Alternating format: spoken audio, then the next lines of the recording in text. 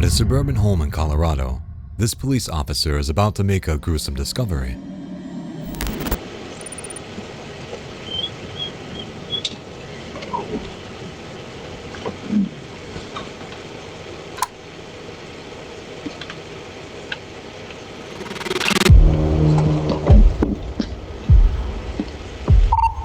One 10 has more than 110. I need a 4-centric. I got a female down.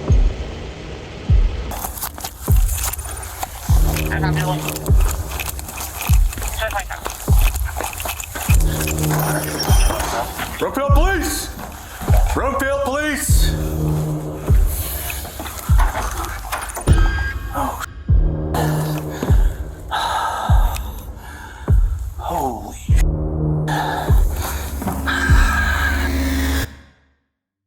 It began as a routine welfare check, a husband worried about his wife. Brookfield Dispatch meeting. Hi there. My name is Dan Krug. I don't think this is an emergency, but this feels really weird. Okay. My wife isn't responding to text messages or phone calls. Okay. And we've had threats against us. In the garage of her home, 34-year-old Crystal Krug lay dead.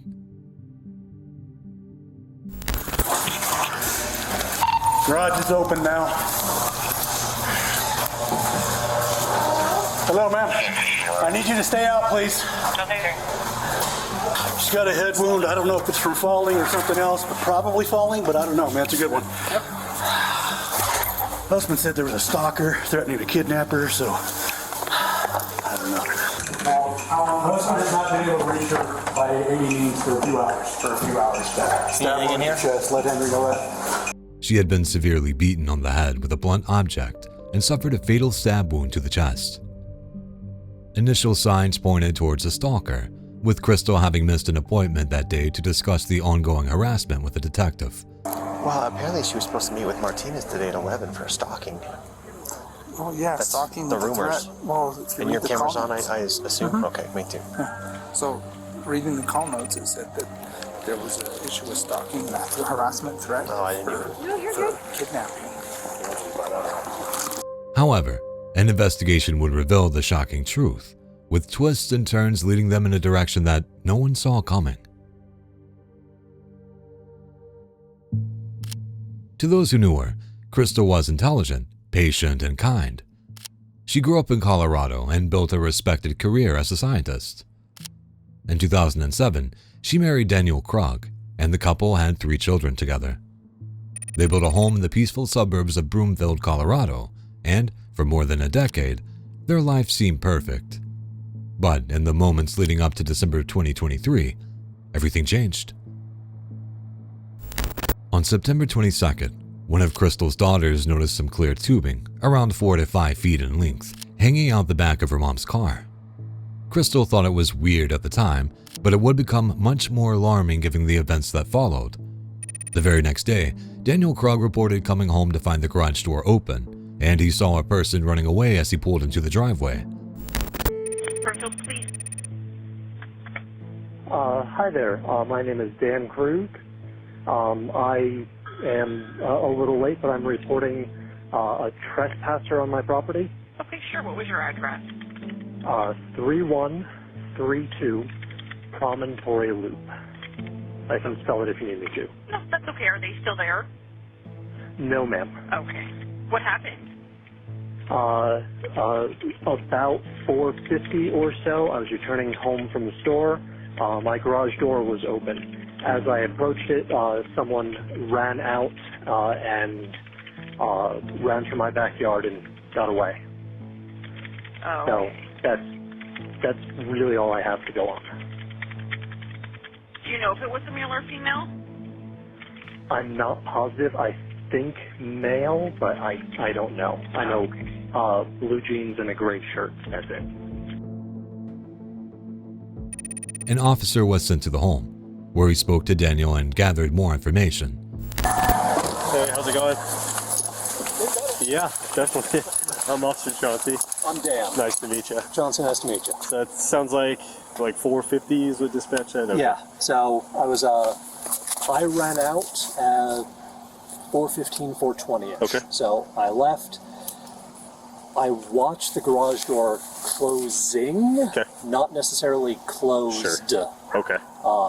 My wife drove that point home on me. Ran up to the store.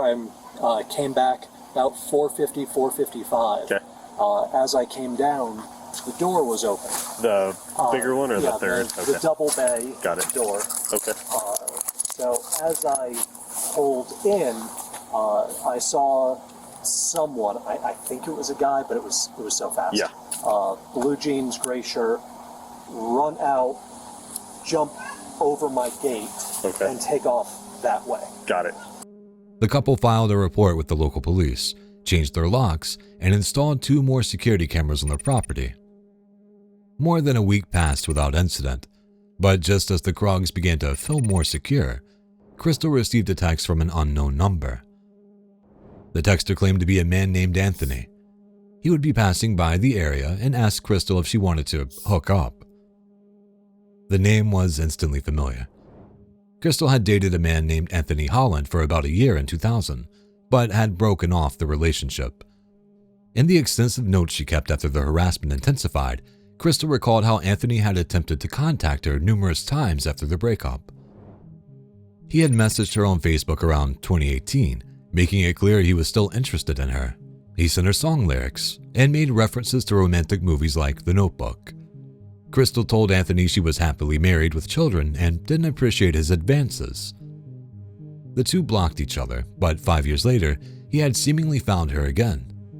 Just one day after receiving the first text, Crystal received another message from the same number, although this time, it was much more aggressive and offensive. It was this second message that prompted Crystal to start keeping detailed records in what she called her stalker log. She also told family members that she was concerned for her safety and paid for background checks and court records related to Anthony Holland. Aside from a few traffic court violations, she wasn't able to find out much information about Holland, other than he moved around different states and his home address was listed as being in Utah. The phone number was not connected to a specific owner, and she thought it may have been faked or just a new number he was using. Almost a month passed without further contact, but then Crystal received an email with an image that ramped up her fear to a whole new level. It was a picture of her husband Daniel, taken in the parking lot outside of his work. Holland had apparently followed him there, and the last line of the email read, "Don't want a clear rubber hose in his tailpipe." Crystal immediately had flashbacks of the incident a month prior, when she had found a pipe trailing out of her car. Had that been Holland too? Crystal reported the threat to Broomfield Police Department and contacted a private investigator to perform more background checks on her alleged stalker. Broomfield Police. Yes, hi there. I need to report threatening emails and phone calls from a stalking ex, and just didn't know what would be the appropriate course here. Do you live in Broomfield? I live in Broomfield. I have no idea where he is. That's okay. What's your address? My address is 3132 Promontory Loop. That's Promontory. Okay. And is there a restraining order in place between you two? There's not, but I would definitely be curious about getting one, considering it's been threatened with violence against both me and my family. Okay. And is it text messages, phone calls? I have text messages and an email today that had a picture of my husband threatening to put something in his tailpipe. Oh, okay. This is your ex? Yes, from 20 years ago, who stalked me for 20 years. Okay. Is this ex a male or a female? Male. Okay.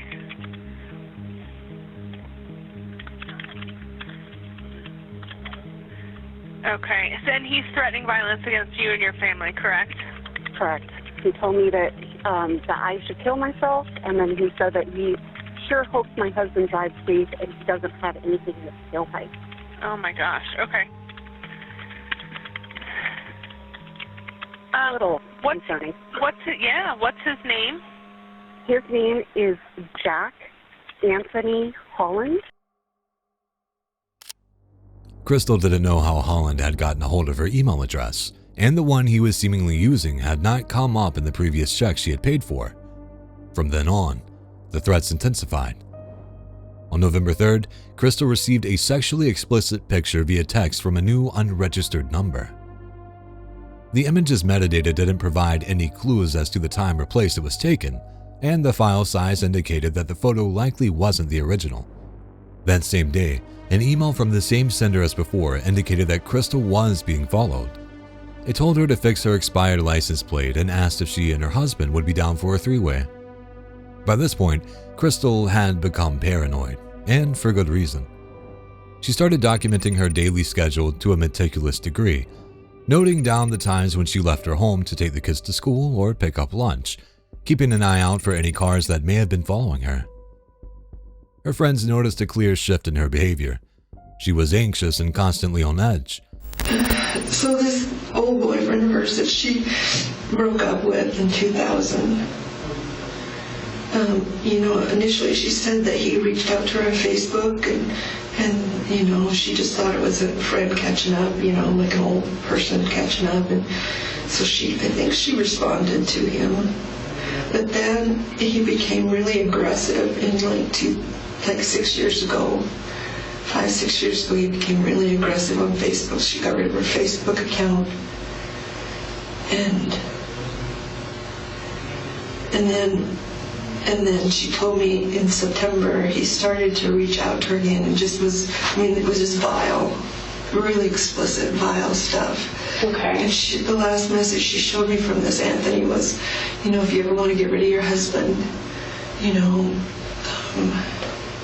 let me know, we'll get rid of him. My girlfriend and I will get rid of him and then we'll come get you. And it was weird. So, and he was just stalking her and wanting to harm her.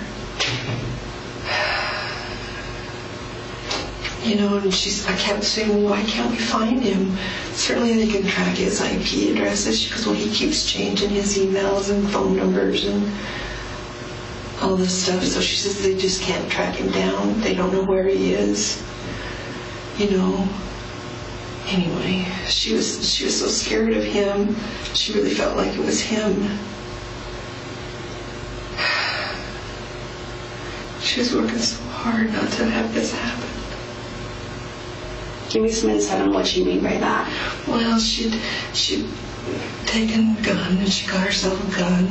Okay. She took some courses on that, of how to protect herself. She's taken all these precautions. They put up extra cameras. And she knew everything, and she was going to some sort of, I think it was a self-protection class. Even the way that she telling us that she never sits her back from the door. She has to be, she's learned all this stuff, and how. And I look back on it now, and she was very frightened and very tense. In fact, I remember her saying that I'm going to shoot someone or I'm going to be shot. 2 outcomes. She was fearful about the whole thing being so out of control because she was followed and they were threatening things with Dan about something in the tailpipe and of his car, and that they were following. Dan was being followed, she was being followed. He'd say, oh, I've seen you at this place.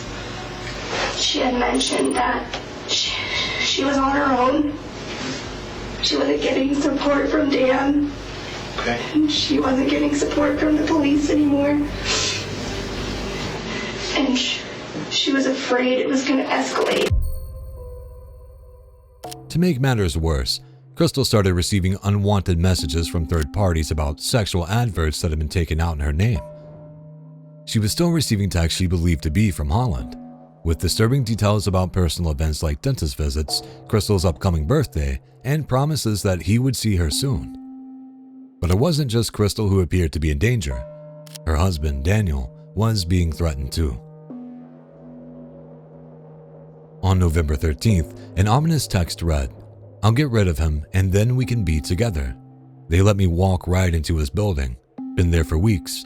Give me the signal and he won't come home." Crystal did not respond, but forwarded the message to Detective Martinez at the Broomfield Police Department. In constant fear for her and her husband's lives, Crystal kept in regular contact with Martinez. She would meet the detective, often to update him on the case and work together to try to track down her stalker, whom they both believed to be her jealous ex-boyfriend. For the most part, anything that I had interactions before, I have never dealt with like this kind of level in like a online version. And I think to myself of like advice that I give to my kids, like watch out for online people. And I'm like, this is exhausting. This is really like, I can't believe like any kids would be dealing with stuff like this that comes from all directions at any time. It's a lot, and it has definitely made me like paranoid everywhere I go, unfortunately. So I have everything. And if you need like digital stuff, I'm happy to send you all of the digital things, because obviously this is all digital to begin with. But we will compile everything. Okay. So however you see it, the easiest way to do that, I will take whatever you get together. Okay. So whether that's like just one big thumb drive of everything over the course of however long that works, or we can do it one at a time and just kind of go through everything, kind of without going into too much detail of what has happened and not knowing the full picture. Sure. This is kind of how I see it kind of playing out. Okay. Because we'll sit down and chat. I'll take a look at everything that you've brought today and kind of prioritize what we need to go after. Sure. You'll see how this escalates without me responding or saying anything. And you'll see even in the timeline and the order of things, like this is not someone who's thinking at all. Like, I don't know what kind of delusion that this is, but it's one of those things where you're just like, I'm not dealing with somebody who can ever be reasoned with. Sure. Does that make sense? Absolutely. Yeah, so I think I mentioned to you about the PI that I hired to do a more detailed background search for what like he could provide me legally, right? Sure. There's no address. So that's one of those things where it's like, in order for me to get like a protective order, I would just want to like gauge with you what you think I should or should not do to try to pursue getting an address that might be local. But anyway, we'll see. You can pull together whatever resources that you want to try to do that, and I will do everything in my power to come up with something as well.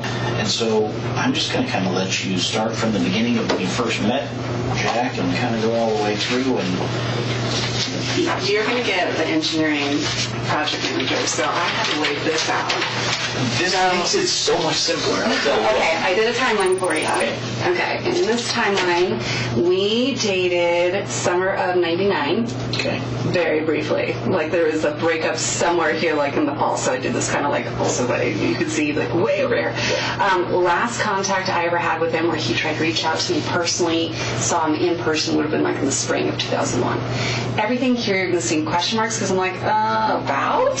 I'm just trying to remember like where I was living and where I had kids at the time. So I put everything in green where they're like just like little teeny things. It's like, oh hey, how you doing? Found me on old information, so it's public information. Technically, I can't say that like he found me in a special way, but it was years later, right, that he came back with a quick email trying to check in. And these events here last maybe like within a period of a couple weeks. Usually it's a handful of email messages. Usually it's just like light, easy, like what's going on. Yeah, like trying to just kind of start a conversation. But it's all light, cordial, whatever. And every single time he would contact me, I know it was about here. Now this is where things get like maybe plus or minus like a year. That one could have been. Where it became alarming, and again, I'm trying to remember where I was, because it was via a Facebook Messenger app. So like these are both emails, old emails. This is like a Facebook Messenger app, and then this one's also a Facebook Messenger app. This one got really weirdly obsessive. So same kind of thing where like common little teeny little messages, and then after just a period of few messages, he's like, "Oh, my family's so happy we're talking again." I'm like, "What? We're not talking. This is not a relationship." And then like he'd send me snippets of like saying he thought our relationship was like the Notebook, and that we'd always end up together. I'm like, "Whoa, this is getting really weird, right?" At what point did you get married? So I met my husband all the way here in the summer of 2001, and then we were together all the way through college, and then I got married in 2007, and I'm still married since. Okay. Next. Okay, so the latest of the events. Then I put it in my stalker log. So you have a list here that has all the dates, the time, how he contacted me, what contact information he gave, and how many different messages were sent at the time, and like just a brief description, and it goes along with I did print everything out. So this all started back up again out of the blue. Again, he did not have my cell phone number ever, because the number I have, even though I've had it forever, was after these contacts, right? So like he never had my phone number or my email, though I have to tell you, I have a really unique name. It's really easy to find me online. Yeah, no doubt. Like really easy to find me. So he probably could have done just a comprehensive Google search. But what is important is that it started October 2nd and 3rd. Let's see, these things, unfortunately, and I apologize, this is going to get really graphic. But this was the first day of contacting me. Again, this was the type of message that I always got before. Okay. The only thing that was really alarming about this one was I was like, "What do you mean you looked me up?" And I immediately got a sense of this something is not, especially after this last interaction where I'm like, you're pretty delusional and you're coming out again of the woodworks and now going above and beyond to really find me.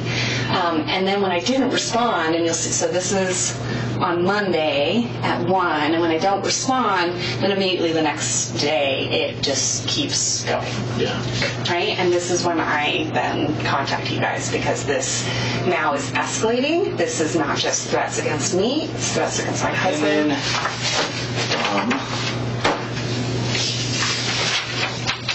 do you have cameras?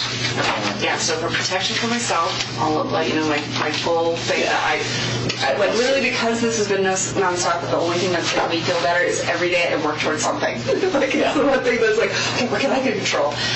Because we had a recent break-in too back in September.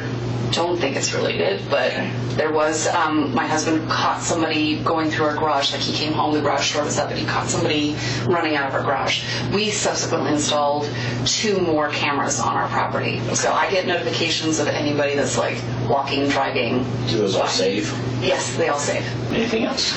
Other than if things keep happening, like they will, but how just send them to you as they then I have them. Yeah. Basically, okay. Pretty much. Just let me know. You can send me screenshots. You can email them to me. I mean, if you come up with more, if you add to my little files, this sweet handy dandy little log, I'll do that. Just add it to the running log. That way, when I guess we get to an end, it is in just one final format. Yep. But just keep sending me progress stuff, and then we'll go from there. All right. Sounds good. Daniel Krug also met with Detective Martinez to tell his version of events. So yeah, I just wanted to introduce myself. You and I haven't had a chance to meet and kind of talk about everything that's been kind of going on. I've been working on some stuff on the back end to try to track this guy down and kind of see where we're at. But I just wanted to sit down with you and kind of, see how you're doing, safety planning, and then kind of what information that you might have that I don't already know or whatever. Okay. She dated him prior to her relationship with me. So that ended sometime before summer of 2001. That's when Crystal and I started dating. She and I got married in 2007. Fast forward still married. I know that, so they had dated at some point when we were living in our old house, and again, this is in her log that she's given you. He had reached out to her via Facebook, wanted to connect, and she was very open about that with me at the time that he had reached out. She accepted the friend request. You know, who doesn't have friends from high school and college that you don't really talk to? Then he started saying some creepy things, song lyrics, talking about romantic movies. She shut down the conversation with him. She blocked him. I don't know if he blocked her, and kind of went away. And every so often, I can't say there was any real pattern or theme to any of it. He would reach out to her again. Again, always via social media. That stopped when she got rid of social media. I feel like that was pre-COVID, that she dropped her Facebook account, and then the series of events over the last few weeks. Okay. Gotcha. And I guess at what point did she tell you that he recontacted her this last time? It was either November 1st or November 2nd. It was after she had gotten a picture of me at work. Okay. That she brought me up to speed on that. Gotcha, okay. And the first contact that he initially made with her was back on October 2nd. I guess why that month gap, do you think, before she told you?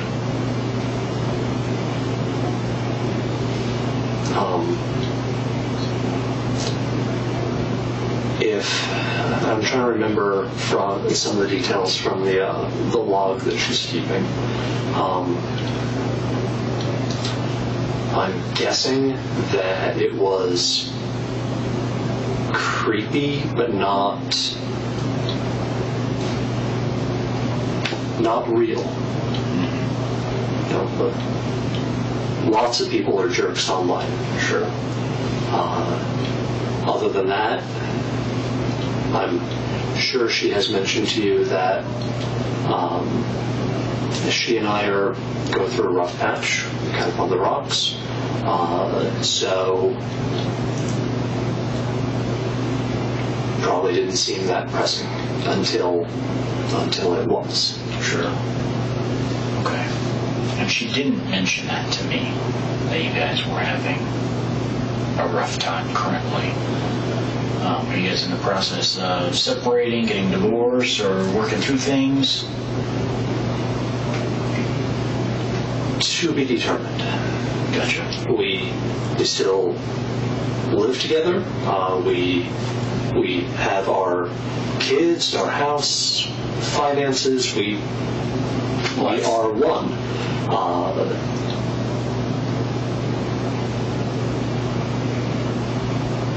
Rocky.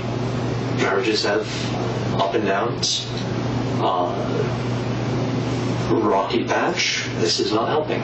Yeah. I mean, you guys have been together a long time still, 20-some years. So that in of itself is an accomplishment.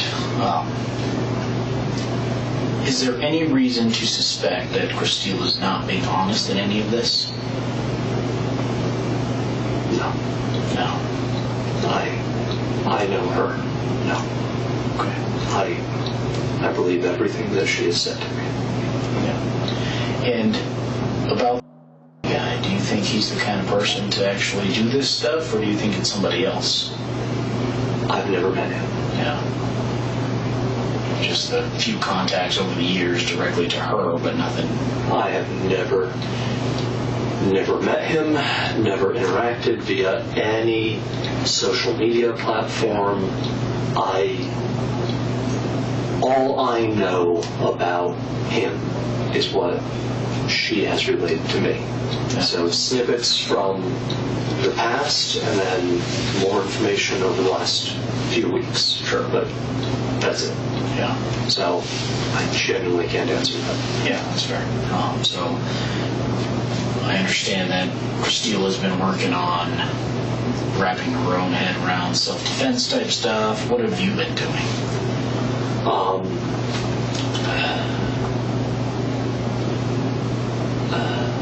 Largely being paranoid for the last few days.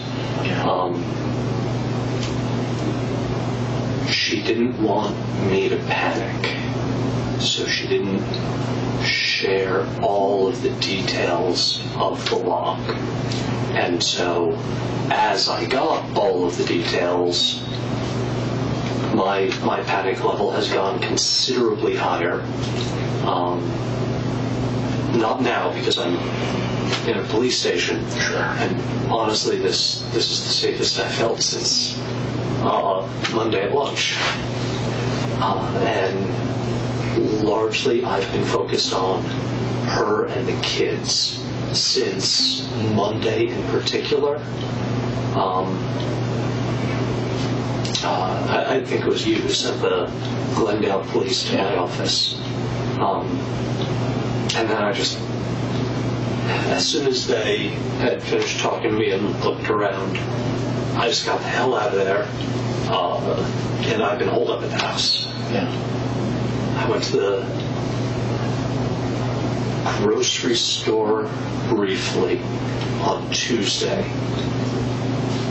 and someone behind me dropped a can, and I panicked.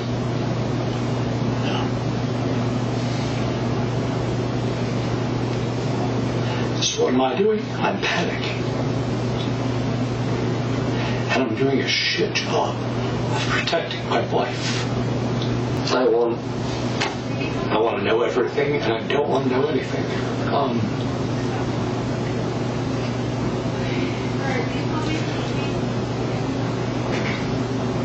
What extra steps can I take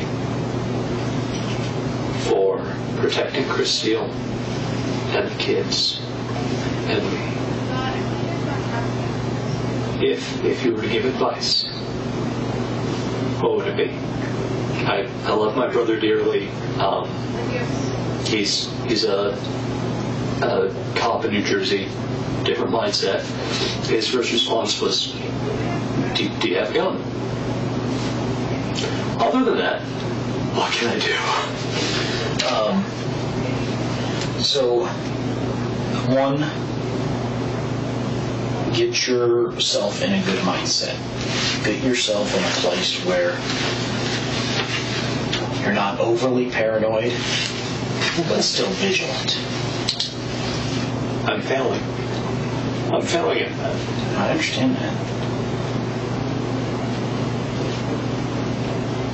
And again, coming from the law enforcement background that I have, as well as your brother, pistols are great for self-defense, home defense. Shotguns are where it's at. That's exactly what he said. Pay attention, but take care of yourself.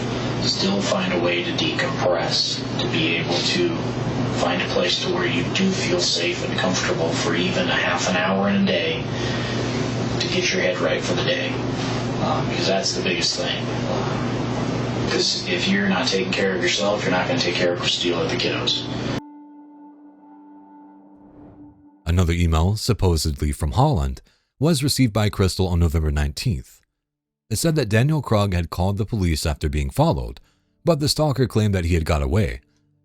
He also said that he would not be in Colorado for the next 4 weeks, but would signal Crystal when it's time, and promised to save her. In her stalker log, Crystal wrote that she had more questions than answers. She questioned if her stalker had been caught on video at the lobby of Daniel's work.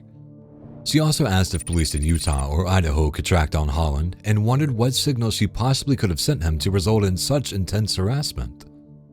Looking back, these calls for help are heartbreaking, and despite Detective Martinez's best efforts to protect the Krug family, nobody could have foreseen the horror that unfolded next.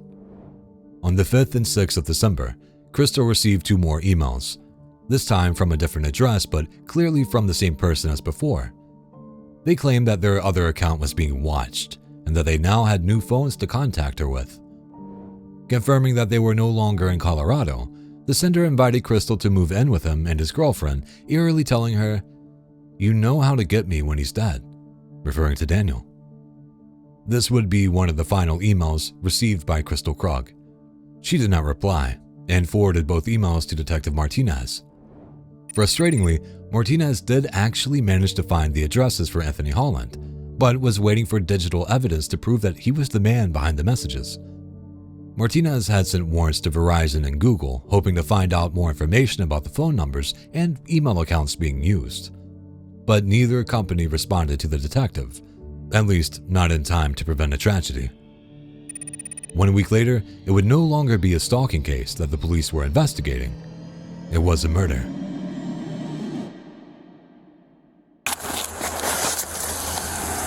Stab wound to the chest. Photos, yeah. Lots of photos. Photos, please. All right, somebody grab all their info. We just got here, so we haven't been inside or anything. Did they call for you in? No, they got the medic on the engine there, so they just told us to wait. So. Oh, okay. John? Stab wound to the chest. Apparently.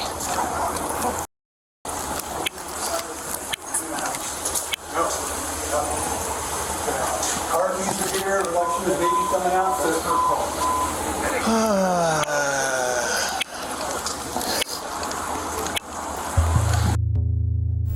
Thursday, December 14th began like any other for the Krug family. Crystal woke up early, made breakfast, and drove her children to school.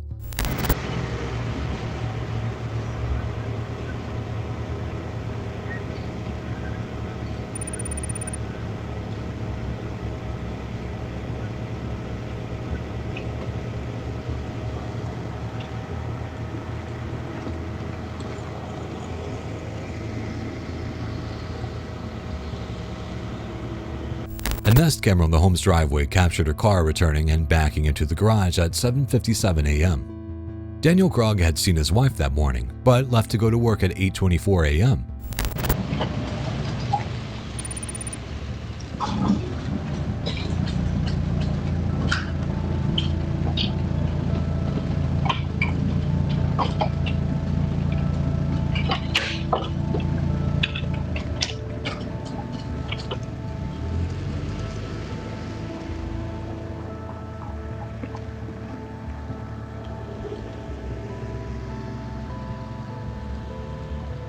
This footage shows him arriving at work, appearing to be in good spirits as he waves to the security officer at the front desk.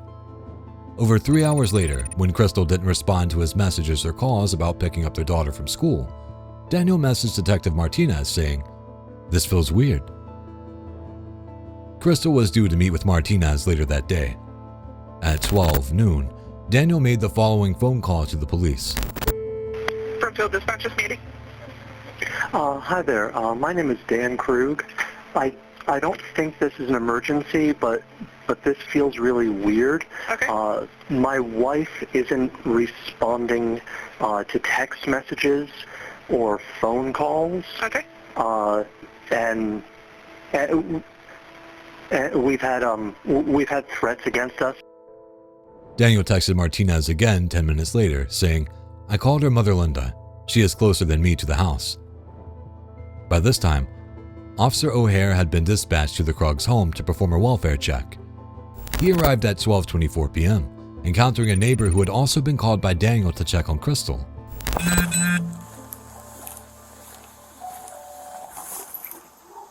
Hello. Oh, I'm their neighbor, and they called me. They're like, "Can you go see if she'll answer the?" Oh yeah, he sent us as well. So Yeah, I'm like, I live in the house. just next door. Okay. All right, well, you got this. Alrighty, man. Appreciate it. What the officer found next was horrific.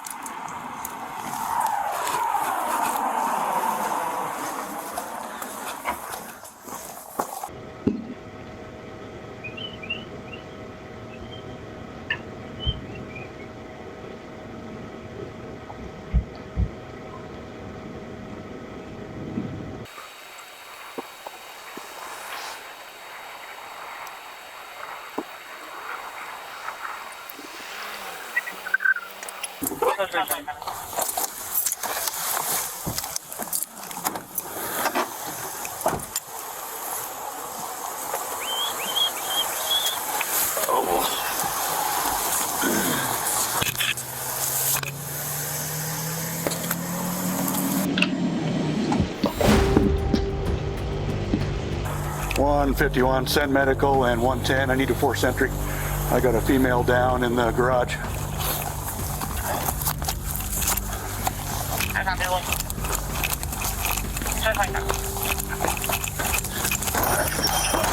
Brookfield Police! Brookfield Police! Oh, shit. Holy shit.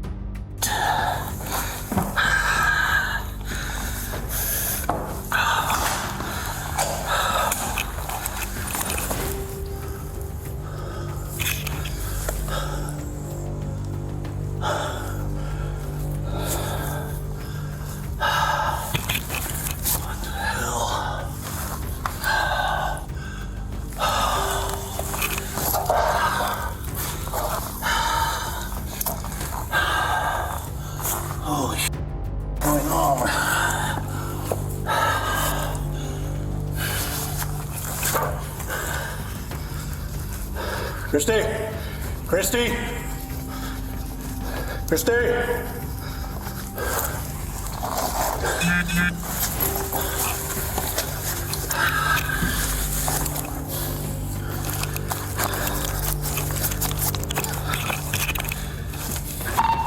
.151. Female has some sort of head wound. She is warm. I'm on CPR. Copy. During CPR 429. Officer O'Hare immediately performed CPR on Crystal while calling for backup, but sadly, it was already too late. She had suffered catastrophic injuries, including several blows to the head and a stab wound to the chest that punctured her heart. Crystal's mother arrived at home shortly after, to be met with every parent's worst nightmare. Daniel Krug returned home at 1:07 p.m., by which point Crystal had already been transported to the hospital, where she was pronounced dead.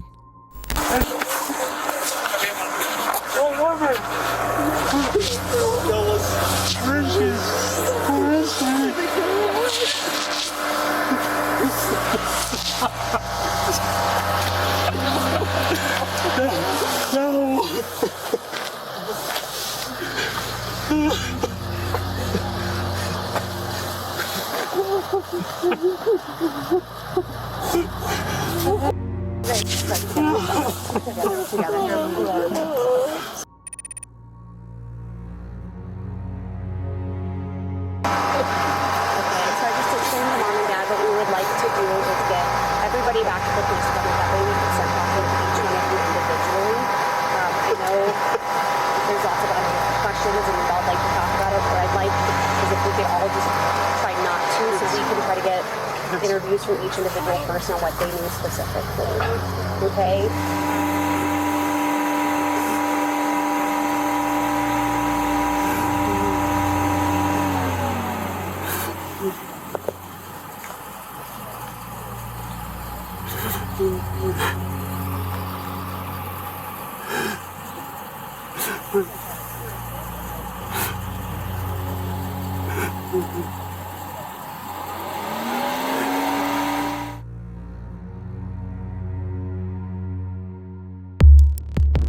Immediate suspicion fell upon Crystal's alleged stalker. Was Anthony Holland the man responsible for this brutal murder? Had he finally carried out his jealous threats and killed Crystal? As police continued to gather evidence at the scene, Daniel was taken to Broomfield Police Station to answer questions, of which the officers had many, especially concerning the home security cameras. So how many different cameras do you have? 4. Doorbell. Side of the house, driveway, back door. How long have you had it? Camera or doorbell, a couple years.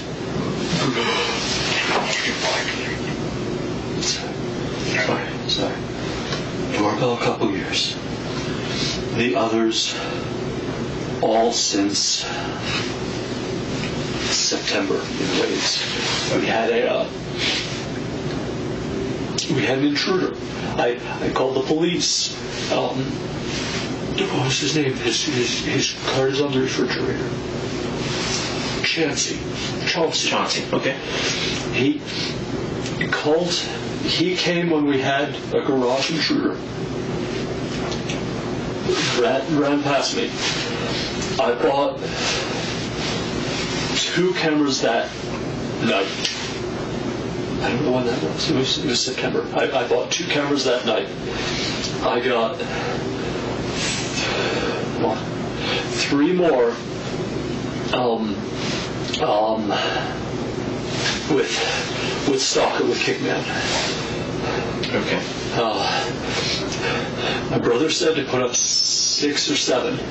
I don't have the other 2 up yet. They're in the garage. Okay.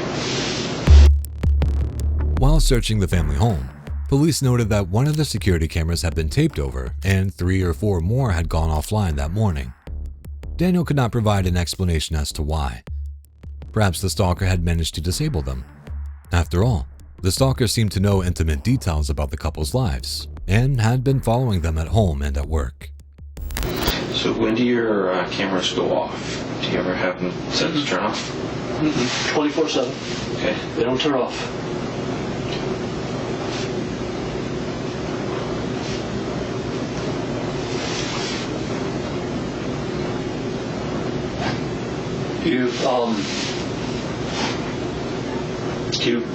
If you lose internet or in the app, you can turn them off. That's it. 24/7.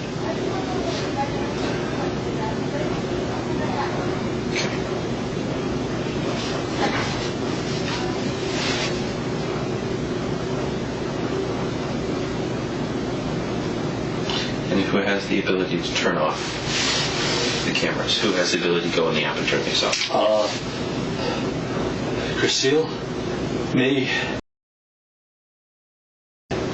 and I can't think. It's all right. It's all right, Dan. And house phone. House phone. I don't know where you are. I'm in the Google Nest app. No. Home. Home shows all 4. Oh, perfect. And I don't know what that was. Home. I can settings. Okay. Oh, just us. Just you guys. Okay.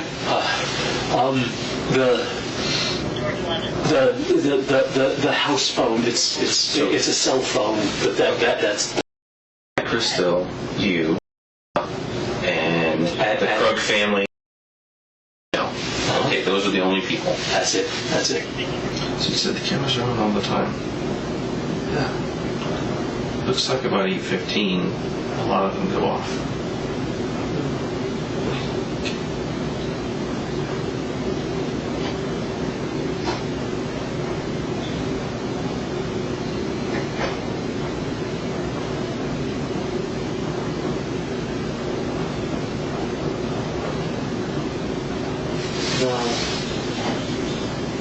side yard, the signal gets weak. I'm buying a booster, but that one gets interrupted, but no, they don't turn off. Armed with an arrest warrant and having already tracked him to an address in Utah, officers raced to detain Anthony Holland. But when they got to his address on the same day of the murder, Holland was stunned to learn about everything that had been going on. No, I didn't. I haven't contacted her since 2014. Okay. And it was just for a second. We became friends on Facebook there for a little while. I decided to have a little bit to drink, and I texted her how I was sorry that I let our relationship go down the drains because I decided to pick drugs and alcohol over her, and I still cared about her, and then after that she blocked me, and then I never talked to her again. I never tried or nothing again. When was the last time you saw her? 2000. 2000? 1999, 2000, when we broke up. He claimed he hadn't spoken to Crystal for years and had a solid alibi for that morning as he was with his wife. Officers quickly determined that it would have been physically impossible for Holland to have been in Colorado at the time of the killing. It just didn't add up. So, if not Holland, then who? The detective's focus shifted back to the last person who had seen Crystal alive, Daniel Krug. Daniel had left for work over 20 minutes later than usual that morning. He explained that this was due to having stomach troubles and diarrhea. But a closer look at the digital footprints he left behind suggested he might not be telling the truth. Detectives once again contacted Google, as well as Comcast and TextNow, to try to uncover the source of the messages Crystal had received. They also performed a forensic analysis of both Daniel's and Crystal's phones. They discovered that Crystal's phone had been active right up until 8:22 a.m., just 2 minutes before Daniel left the house. There were unsent messages timed at 8:19 and 8:21 a.m., addressed to Detective Martinez and Lars Grimsrud, Crystal's father, respectively. In the message to Martinez, Crystal, or someone posing as Crystal, said, "I can't do this anymore. I confess, I've had an affair for 18 months. We framed Anthony and pushed it on Dan. I just broke up with my boyfriend and we're coming to the station to give statements. Be there in 30 minutes. The message to Lars started the same way but stated Dan was supposed to kill himself in depression, not grow a spine. I just confessed to Martinez. My now ex-boyfriend and I are going there now. Push Dan to not press charges. It seemed very unlikely that Crystal actually wrote these messages and looked more like someone was trying to confuse investigators and throw them off the scent. The message was also sent from Crystal's phone to Daniel at 8:56 a.m., asking him to pick up their daughter from school because Crystal needed to meet Detective Martinez. Since the message was sent half an hour after Daniel had left, this seemed to put him in the clear. But that turned out to not be the case, as it was later determined that the message had been purposefully scheduled to be sent at a later time than it was created. Daniel's phone confirmed that the front door, back door, and side yard cameras had gone offline at 8:15 a.m. Officers obtained surveillance footage from several neighbors with the hopes that their camera footage might shed more light on a potential murder. Well, we were originally going around. We went to a bunch of the houses just to ask if you guys had, I think you have a Ring doorbell. Right. And we're curious to see if you could review the Ring doorbell camera footage and check to see if it was good enough to see somebody walking by here or somebody going through the backyard or anything like that probably from 9 a.m. to about 1 p.m. Hi. Hi, how you doing? Good. My name's Officer Zamora. How are you? Good, how are you? Good. I was just coming by. I noticed you guys had a Ring doorbell camera thing. Yep. And I was just curious to see if you guys had any camera footage or anything like that, or if it works, and if possible, if you guys can review the last 3 to 5 hours.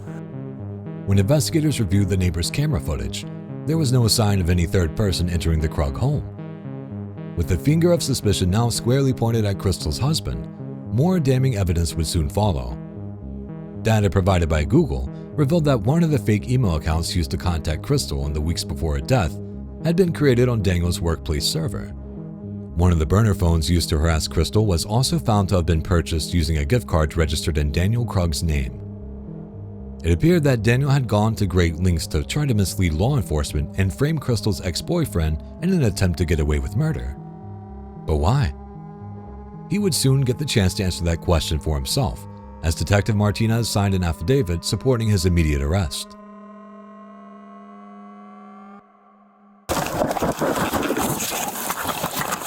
Show your hands! Hands on your face! Hands on your face now! Hands on your face! Your hands on your face!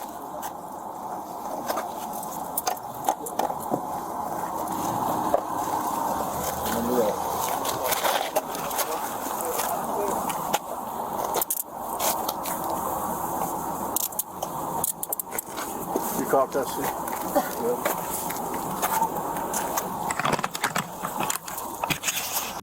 Krug was arrested on December 16th, just 2 days after committing his dastardly crime. All right, sir, go ahead and have a seat for me. Left leg in. Is there a way to position my hands? There's a small pocket. Once you get your bottom into the spot, it's not great, but there is just a little bit of room there.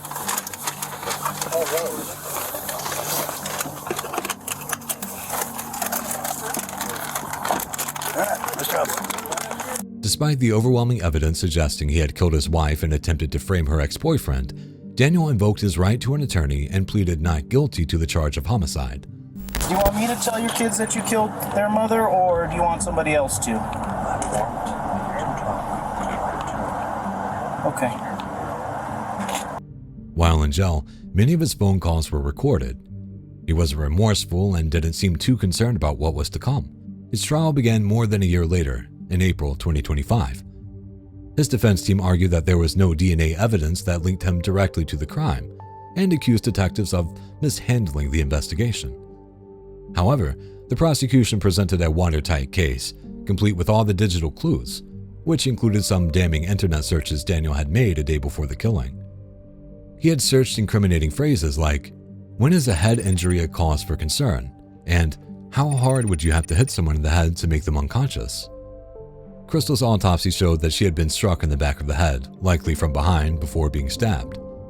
Unsurprisingly, Daniel Krug was found guilty of first-degree murder, as well as 2 counts of stalking and 1 count of criminal impersonation. He was sentenced to life in prison, plus 9.5 years, without the possibility of parole. He's currently serving his sentences at the Sterling Correctional Facility in Colorado.